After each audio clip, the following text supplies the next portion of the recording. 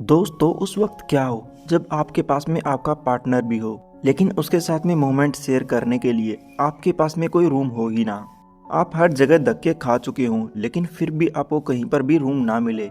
आज की जो हमारी कहानी है उसमें भी एक लड़के के साथ में कुछ ऐसा ही होता है जहां वो हर जगह चला जाता है लेकिन रूम उसे मिलता ही नहीं। आखिर में उसके साथ में क्या होगा? क्या वो अपने मकसद में कामयाब हो पाएगा? तो अब बिना देरी के चलते हैं हमारी डिमांडिंग मूवी की कहानी की तरफ। कहानी की शुरुआत गैब्रियल से होती है जो एक कमरे के बाहर बैठा हुआ है। आज की हमारी कहानी का मेन कैरेक्टर गैब्रियल ही है। दरअसल रूम के अंदर उसका दोस्त रिच जो कि एक जूडी नाम की लड़की के साथ में आया हुआ है और उसके साथ में वो सब कर रहा था। इसीलिए गैब्रियल को बाहर रुकने के लिए बोला गया था और गैब्रियल पूरी रात बाहर पड़ा रहा। गैब्रियल का दोस्त रिच गैब्रियल के साथ में हमेशा ऐसा ही काम करता है लेकिन गैब्रियल बेचारा कुछ नहीं बोल पाता और रिच और उसकी पार्टनर जोड़ी वो अपना काम निकाल के वहां से चले जाते हैं। गैब्रियल इस बहुत बड़ी दुनिया के अंदर अकेला है, उसका कोई साथी नहीं है। साथ ही हमें उसके बारे में पता चलता है कि वो पियानो बजाता है और म्यूजिकल राइटर भी है। साथ ही साथ वो एक छोटी सी कंपनी में एम्प्लॉय के तौर पे काम भी करता है। उसकी एक सबसे अच्छी दोस्त भी है जिसका कैथरीन नाम है। कैथरीन के भी बहुत बड़े बड़े सपने होते हैं। इन दोनों को अपना एक ऑडिशन देना था। अगर ये दोनों उस ऑडिशन में पास हो जाते हैं तो इन दोनों के पास में एक परमानेंट जॉब हो जाएगी। उसी वजह से ये एक बार में जाते हैं जहाँ पे काफ़ी सारे लोग बैठे हुए थे कॉपी पेन लेकर। गैब्रियल यहाँ पे पियानो बजाने लग जाता है और जो कैथरीन नाम की लड़की है वो यहाँ पे गाना भी गाती है और उसके साथ साथ में डांस स्टेप भी करती है। और इन दोनों का ये काम पूरा होने के बाद यहाँ पे पेरी नाम का एक आदमी वो कहने लग जाता है कि तुम दोनों सच में बहुत अच्छे हो लेकिन कहीं ना कहीं तुम दोनों से कमी रह गई है। कैथरीन ने जो गाना गाया है हमें वो गाना बिल्कुल भी पसंद नहीं है। हमें लगता है कि वो गाना तुम्हें गाना चाहिए, यानी कि गैब्रियल को गाना चाहिए। और यहाँ पर जितने भी लोग बैठे हुए थे वो सारे इस एक्टिंग को देखकर भाग जाते हैं। लेकिन फिर भी कोई बात नहीं, इस तरह के मोमेंट तो आते रहते हैं। इन्हें पता चल जाता है कि हमें और भी ज़्यादा मेहनत करनी होगी। कैथरीन कहती है कि मैं अपनी दोस्तों के साथ में एक जगह जाऊंगी, डिनर करूंगी और मैं चाहती हूँ कि तुम भी मेरे साथ आओ। गैब्रियल कहता है कि ठीक है मैं आ जाऊंगा। लेकिन वो सबसे पहले एक बार में जाता है जहाँ पे काफ़ी सारे लोग इंजॉय कर रहे थे। वो भी यहाँ पे आता है और थोड़ी बहुत ड्रिंक करने लग जाता है। स्टेज पर सामने वो एक लड़के को देखता है जो कि सभी लोगों के बीच में डांस कर रहा था। इस लड़के का मार्क नाम है और गैब्रियल को मार्क पहली ही नज़र में पसंद आ जाता है। गैब्रियल जहाँ पे बैठा हुआ था उसके पास में एक और लड़का बैठा हुआ था।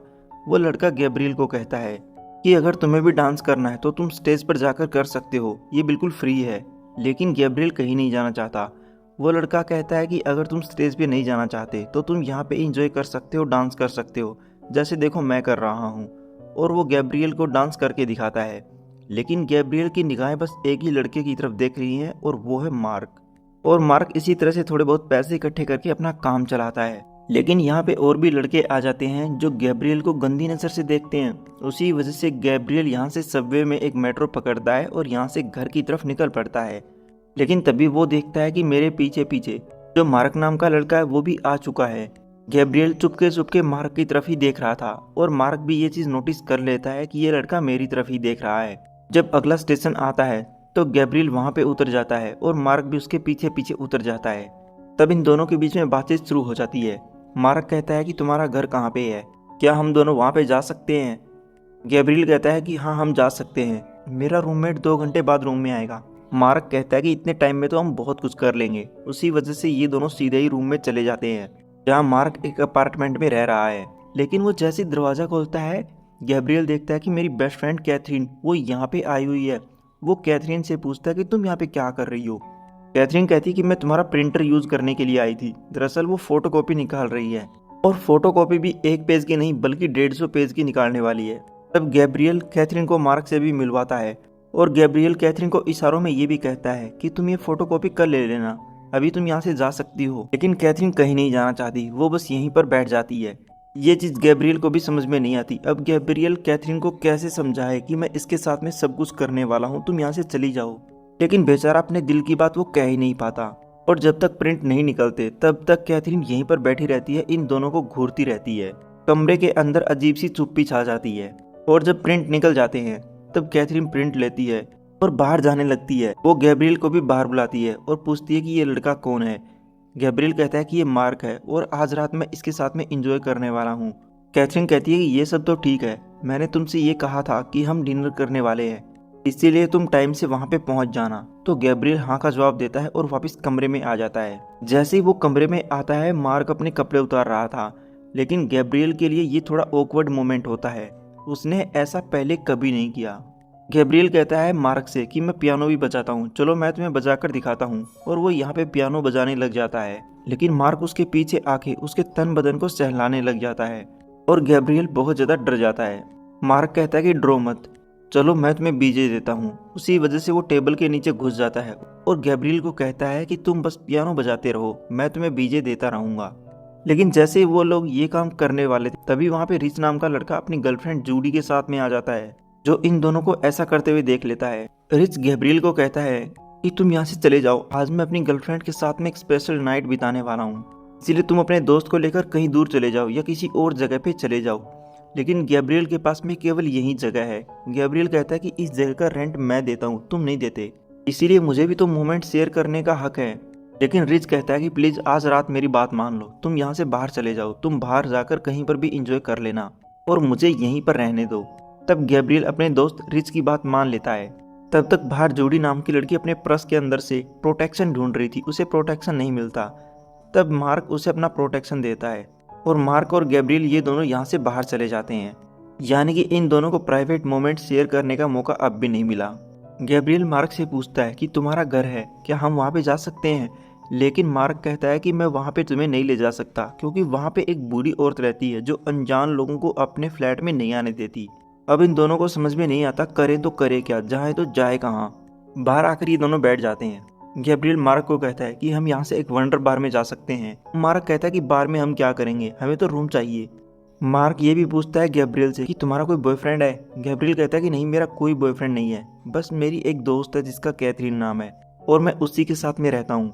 तभी गैब्रियल को याद आता है कि एक पेरी नाम का आदमी है मेरा दोस्त, उसका एक बार है पियानो बार, हम वहाँ पे जा सकते हैं। उसी वजह से ये दोनों उस बार में पहुँच जाते हैं जहाँ पे पेरी गाना गा रहा था। गाना खत्म होने के बाद गैब्रियल पेरी को कहता है कि मैं यहाँ पे कुछ मोमेंट शेयर करना चाहता हूँ, प्लीज़ मुझे कोई रूम दे दो या कोई अपार्टमेंट दे दो जहाँ पे मैं रात बिता सकूँ अपने दोस्त के साथ में, क्योंकि आज रात के लिए मुझे एक लड़का मिला है जिसका मार्क नाम है, जो कि एक गोगो डांसर भी है। तब पेरी भी इन दोनों से बात करता है, वो मार्क को भी देखता है, उसे पता चलता है कि मार्क तो सच में क्यूट है। पेरी कहता है कि एक अपार्टमेंट खाली है, थोड़ी दूरी पर है, हम वहाँ पे पैदल भी जा सकते हैं। इसीलिए ये तीनों पैदल ही जाने लगते हैं और पेरी नाम का जो आदमी है वो इन दोनों को रास्ता दिखा रहा था। लेकिन जैसे ये लोग आगे जा रहे थे, पेरी को उसका एक्स बॉयफ्रेंड नजर आ जाता है। दरअसल पेरी भी गे ही होता है। पेरी कहता है कि मेरा एक्स बॉयफ्रेंड आ रहा है, अगर वो मुझे देख लेगा कि मैं अभी भी सिंगल हूँ तो मेरे लिए दिक्कत हो जाएगी। इसीलिए पेरी जल्दी से मार्क को किस करने लग जाता है और पेरी का जो एक्स बॉयफ्रेंड था वो इन दोनों को देख लेता है। वो पेरी से पूछता है कि क्या तुम्हारा नया बॉयफ्रेंड है? पेरी हाँ का जवाब देता है। पेरी का एक्स बॉयफ्रेंड कहता है कि मैंने तुम्हारा बहुत इंतजार किया, लेकिन अब तुमने नई शुरुआत कर ली है। पेरी बताता है कि हम तीनों यहाँ से एक प्राइवेट जगह पे जा रहे थे। तो पेरी का एक्स बॉयफ्रेंड कहता है कि प्लीज मुझे भी तुम्हारे साथ ले चलो, मैं तुम्हारे साथ में सब मोमेंट शेयर करना चाहता हूँ। उसी वजह से पेरी अपने बॉयफ्रेंड को लेकर यहाँ से निकल जाता है और गैब्रियल और मार्क वो यहीं पर खड़े रहते हैं। अब इन दोनों के बीच में कोई ना कोई आ ही रहा था, या तो रूम नहीं मिल रहा था या कोई बीच रास्ते में इन लोगों से बोल पड़ता है। इन्हें नहीं पता कि अब हम करें तो करें क्या। मार्क कहता है कि अब तो केवल एक ही रास्ता है, जो मेरा बार है जहाँ पे मैं गोगो डांस करता हूँ, उस जगह पर जा सकते हैं और वहाँ पर थोड़ा बहुत इंजॉय कर सकते हैं। उस वजह से ये दोनों उसी बार में चले जाते हैं जहाँ पे मार्क डांस किया करता है। काफ़ी सारे लड़के यहाँ पे मौजूद थे। मार्क तो यहाँ पे आते ही डांस करने लग जाता है और गैब्रियल वो भी अपने कपड़े उतार कर यहाँ पे डांस करने लग जाता है। तभी मार्क के पास में दीनो नाम का लड़का आ जाता है, जो मार्क के साथ में लिपटा लिपटी करने लग जाता है। लेकिन गैब्रियल को ये चीज़ पसंद नहीं है, उसी वजह से वॉशरूम में चला जाता है। लेकिन तभी वॉशरूम के अंदर एक लड़की आ जाती है जिसका कोको नाम है। वो पूछती है गैब्रियल से कि तुम्हारा नाम क्या है? गैब्रियल अपना नाम बताता है। कोको बताती है कि मैंने अभी अभी तुम्हें एक लड़के के साथ में देखा था जिसका मार्क नाम था। हालांकि मैं लोगों की मदद करती रहती हूँ, उसी वजह से मैं तुम्हारी भी हेल्प करूँगी। तुम जिस लड़के के साथ में रह रहे हो वो निहायत ही बकवास लड़का है और अब तक का सबसे बेकार लड़का भी है, इसीलिए मैं चाहती हूँ कि तुम उसका साथ छोड़ दो। गैब्रियल कहता है कि तुम यहाँ से दूर खड़ी हो जाओ, क्योंकि मैं यहाँ पे पेशाब नहीं कर पा रहा। लेकिन कोको बोलते ही जाती है। वो बताती है कि मैं और वो लड़का जिसका मार्क नाम है वो एक दूसरे से प्यार करते थे और एक दिन हम दोनों वो सब करने वाले थे लेकिन उसने मेरे साथ में कुछ भी नहीं किया और बिना बोले ही वो वहाँ से चला गया था। उसी वजह से मुझे वो लड़का सबसे बुरा लगता है और मैं तुम्हें भी वार्निंग देती हूँ कि उसे छोड़ दो वरना बहुत ज़्यादा पछताओगे। और इतना बोलकर कोको चली जाती है। गैब्रियल भी बाहर आता है। वो देखता है कि जो मार्क नाम का लड़का है वो डीनो के साथ में डांस कर रहा है। इसीलिए गैब्रियल जल्दी से यहाँ बार से बाहर निकल जाता है, लेकिन उसके पीछे पीछे मार्क भी आ जाता है। गैब्रियल अपने अपार्टमेंट के बाहर आकर बैठ जाता है क्योंकि वो रूम के अंदर नहीं जा सकता। रूम के अंदर जूडी और रिच लगे हुए हैं। तभी उसके पीछे पीछे मार्क भी आ जाता है। मार्क कहता है कि तुम वहाँ से क्यों आ गए, हम दोनों वहाँ पे बहुत कुछ करने वाले थे। लेकिन गैब्रियल कहता है कि मेरा मूड ऑफ हो गया, उसी वजह से मैं यहाँ पे आ गया। तो मार्क ये भी कहता है कि चलो एक काम करते हैं, जो होगा देखा जाएगा, तुम मेरे घर पे चलो और वहाँ पे हम दोनों इंजॉय करेंगे। लेकिन गैब्रियल देखता है कि मेरे पास में मेरे अपार्टमेंट की चाबी नहीं है, वो चाबियाँ तो तुम्हारे घर पे पड़ी हैं। इसीलिए ये दोनों अपने अपार्टमेंट में जाते हैं जहाँ पे जूडी और रिच ये दोनों लगे हुए थे और वहाँ पे चाबियाँ ढूंढने लग जाते हैं। जब ये लोग चाबी ढूंढ ही रहे थे तब गैब्रियल एक जगह बैठ जाता है। मार्क उससे पूछता है कि तुम अपसेट क्यों हो, मुझे सब कुछ बताओ। तब गैब्रियल कहता है कि जब मैं वॉशरूम गया था तब मुझे वहाँ पे कोको मिली थी, उसने मुझसे कहा तुमने उसे धोखा दिया, उसी वजह से मैं थोड़ा अपसेट हो गया और मैं यहाँ पे आ गया था। मार्क कहता है कि कोको ने अपने साइड का सब कुछ बता दिया, लेकिन उसने मेरी तरफ का तो कुछ बताया ही नहीं। दरअसल मैं उसके साथ में वो सब करने वाला था, लेकिन उसने मेरी वीडियो बनाई और ब्लैकमेल करने लगी। उसी वजह से मैं बिना कुछ बोले ही वहाँ से चला गया था। जूडी भी इन लोगों की बातें सुन रही थी। वो कहती है मार्क से कि तुम्हारे साथ में ये तो गलत हुआ। तब मार्क गैब्रियल को आखिरी बार कहता है कि तुम्हें जो सही लगे तुम वो कर लेना, लेकिन मैंने तुम्हें चीट करने की कोशिश नहीं की, और वो इतना बोल के चला जाता है। तब रिच वो बाथरूम से बाहर आता है। वो अपनी गर्लफ्रेंड जूडी को देखता है। वो बिना कपड़ों के बैठी हुई थी इन दोनों के सामने, इसीलिए वो अपनी गर्लफ्रेंड को कहता है कि कम से कम अपने तन बदन को तो ढक लेती, इन्हें ये सब दिखाने की क्या जरूरत थी। तब जूडी गुस्सा करने लग जाती है। वो कहती है कि मेरी चीजें मैं चाहे किसी को दिखाऊं किसी को ना दिखाऊं, और मेरी ये चीजें सबसे बेस्ट हैं, इसीलिए मैं तो सबको दिखाऊंगी ही। इसी वजह से वो गुस्सा करके बिना कपड़े पहने ही यहाँ से नीचे चली जाती है। इस तरह से रिच भी उदास होकर यहीं पर बैठ जाता है। गैब्रियल को चाबी तो मिल जाती है, लेकिन वो चाबी का क्या करेगा क्योंकि उसके पास में अब पार्टनर नहीं है। लेकिन फिर भी उसे पता चल जाता है कि अगर आज रात मैंने इसे खो दिया तो मैं इस लड़के को कभी नहीं मिल पाऊंगा। उसी वजह से वो चाबी लेता है और यहाँ से मार्क का पीछा करता है। मार्क बस ट्रेन पकड़ के जाने ही वाला था। गैब्रियल उसे रोक लेता है और कहता है कि अगर तुम्हें भूख लगी हो तो हम दोनों एक जगह जा सकते हैं। उसी वजह से ये दोनों कैथरीन के पास में जाते हैं क्योंकि कैथरीन आज पार्टी देने वाली थी और उसने तो गैब्रियल को डिनर के लिए इनवाइट भी किया था। काफी सारी लड़कियां वो भी यहाँ पे मौजूद थी। कैथरीन सब कुछ अपने बारे में बताने लग जाती है कि मैं किस तरह की लड़की हूँ, और वो बस इन बातों को गाए ही जा रही थी। लेकिन गैब्रियल को ये चीजें पसंद नहीं आती। वो कहता है कि तुम्हें थोड़ी देर रुकना चाहिए, हम लोग यहाँ पे प्राइवेट मोमेंट शेयर करने के लिए आए हैं। लेकिन कैथरीन कहती है कि तुम भी मुझे कभी नहीं समझते, तुम्हें बस ऐसा लगता है कि मैं लेस्बियन हूँ, लेकिन मैं लेस्बियन नहीं हूँ।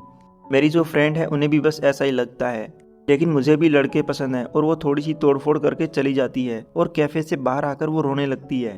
तब गैब्रियल भी उसके पीछे पीछे आता है, जो अपनी फ्रेंड कैथरीन को संभालता है। वो कहता है कि मेरे कहने का ये मतलब नहीं था, तुम बस बेकाबू हो गई थी और बोले जा रही थी, और मुझे मेरे पार्टनर के साथ में थोड़ा टाइम चाहिए था। वो कहती है कि कोई बात नहीं, मैंने तुम्हें माफ़ कर दिया, तुम बस उसके साथ में इंजॉय करना। और कैथरीन अपनी दोस्तों के साथ यहाँ से चली जाती है। अब इस कैफे के अंदर मार्क और गैब्रियल ये दोनों बिल्कुल अकेले थे, लेकिन इन दोनों को एक किस करना होता है। उसी वजह से ये दोनों बाथरूम में आ जाते हैं, लेकिन गैब्रियल बहुत ज़्यादा डर जाता है, वो किस नहीं कर पाता। तब तक सुबह भी हो जाती है और ये दोनों बाहर आ जाते हैं, और ये दोनों सबवे के बाहर खड़े हुए थे। तब मार्क हिम्मत करता है और गैब्रियल को किस करता है। गैब्रियल के लिए ये पहला किस था। तब मार्क गैब्रियल के हाथ पे अपना नंबर लिख देता है। उस वक्त किसी का नंबर मिल पाना ये सबसे बड़ी बात थी, और मार्क इस चीज़ से बहुत खुश होता है। जब वो ट्राई करता है फ़ोन मिलाने का तो उसे पता चल जाता है कि ये मार्क का नंबर है, यानी कि इससे आगे इन दोनों की लव स्टोरी शुरू होने वाली है। ये दोनों बस सेक्स के लिए कमरा ढूंढ रहे थे, लेकिन इन दोनों को नहीं पता था कि इनकी लाइफ इससे भी आगे बढ़ सकती है, और इस तरह से ये दोनों फ्यूचर में हमेशा के लिए एक हो जाएंगे। आशा करते हैं दोस्तों आपको हमारी ये एक्सप्लेनेशन पसंद आई होगी।